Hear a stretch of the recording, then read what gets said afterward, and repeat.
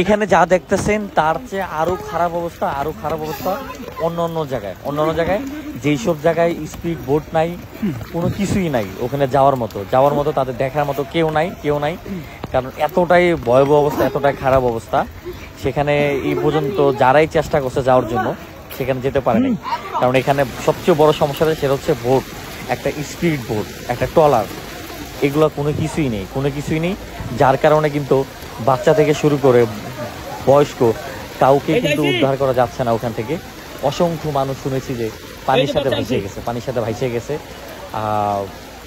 বাংলাদেশের বিভিন্ন প্রান্ত থেকে কিন্তু অনেক ভাইরা চলে আসে এই মানুষগুলোর পাশে দাঁড়ানোর জন্য, কিন্তু ওইসব জায়গায় কিন্তু এখন পর্যন্ত যাওয়া সম্ভব হয়নি, কারণ স্পিড বোট ট্রলার কোনো কিছুই নেই, কারণ 31 বছরের ভিতরে এরকম ঘটনা কিন্তু এখানে ঘটে নাই। তাই এখানে মানুষ কিন্তু স্পিড বোট ট্রলার এগুলা ইউজ করে নাই।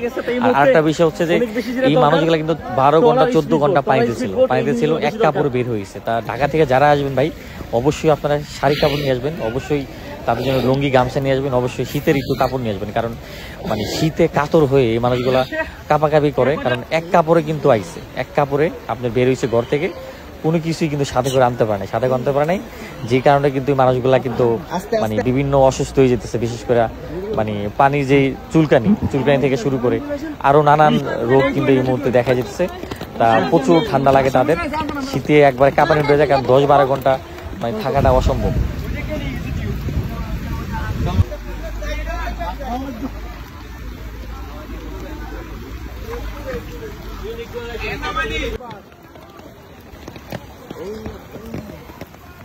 সামনে